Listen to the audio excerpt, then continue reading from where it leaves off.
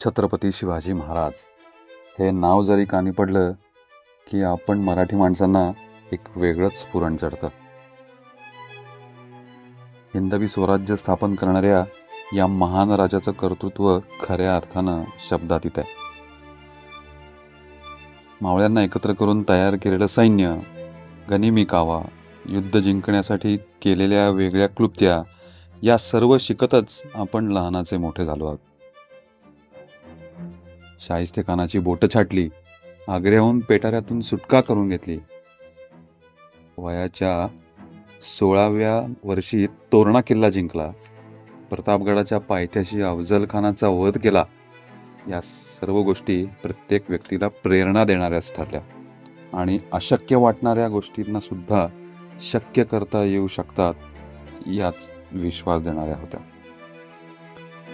याच आपल्या लाडक्या शिवाजी महाराजांचं शिपयार्ड समजल्या जाणाऱ्या हिंदवी स्वराज्यातील एका दुर्लक्षित जलदुर्गाबद्दल आज मी तुम्हाला छोटी माहिती देणार आहे.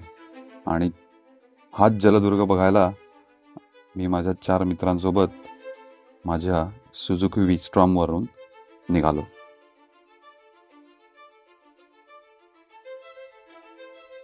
एक काळ असा होता ज्यावेळी महाराजांसमोर मुघल, निजाम, आदिलशाह आणि इंग्रज इतके शत्रू होते, तरीही आपला हा राजा सर्वांवर भारी पडला होता.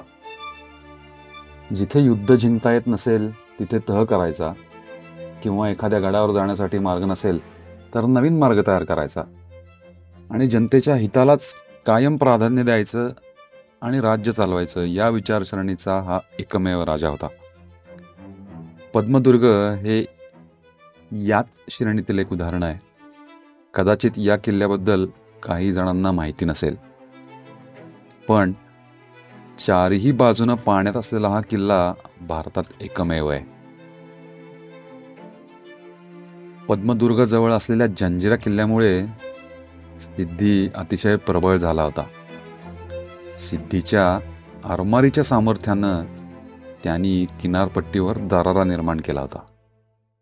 सिद्धीच्या त्या अत्याचाराला थांबवण्यासाठी महाराजांनी मुरुडच्या समुद्रामध्ये कासवाच्या आकाराच्या असलेल्या एका बेटावर पद्मदुर्ग किल्ला बांधण्याचा निर्णय घेतला. म्हणून कदाचित पद्मदुर्ग किल्ल्याला कासा या नावाने सुद्धा ओळखलं जातं.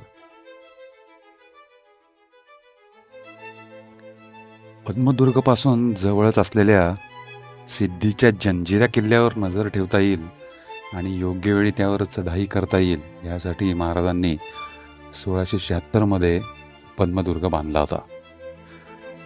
जंजिरा इतका हा किल्ला क्षेत्रफळाने मोठा नसला तरी हा अजूनही प्रेक्षणीय आहे. महाराजांचा हा जलदुर्ग त्यांच्या शिपयार्ड मध्ये गणला जातो. किल्ल्याचं नाव पद्मदुर्ग कसं पडलं हे थोडं सांगतो. या जलदुर्गाच्या मुख्य पश्चिम दरवाजावर मोठा बुरुज एका चांगल्या अवस्थेत आहे. या बुरुजाचा वरचा भाग फुललेल्या कमळाच्या पाकळ्यांप्रमाणे दिसतो, म्हणून कदाचित त्याला पद्मदुर्ग हे नाव दिलं असेल. महाराजांच्या समुद्रात सुद्धा संरक्षक तट उभे करण्याच्या दूरदृष्टीमुळे त्यांना जलमेव यस्य बलमेव तस्य या वाक्प्रचाराने सुद्धा ओळखलं जातं, ज्याचा अर्थ असा आहे की समुद्रावर सुद्धा ज्याची सत्ता आहे तोच खरा शक्तिशाली. महाराजांनी आणखी काही जलदुर्ग बांधले, त्यातलाच एक सिंधुदुर्ग आणि कोलबा किल्ला. पद्मदुर्ग किल्ल्याचे 2 भाग आहेत, एक मुख्य किल्ला आणि त्यासमोरचा पडकोट किल्ला. पडकोट मोठ्या प्रमाणावर नाहीसा झालाय, पण मुख्य किल्ल्याची तटबंदी मात्र अजूनही उत्तमपणे चालली आहे. पडकोट हा शत्रूला चकवण्यासाठी बांधला गेलेला आहे. महाराजांनी बांधलेले असे जलदुर्ग अजूनही आपल्याला चकित करून सोडतात हे नक्की. तर आज ही छोटेखानी माहिती तुम्हाला आवडणार अशी आशा करून इथेच थांबतोय. पुन्हा भेटूच पुढच्या सत्रात. धन्यवाद.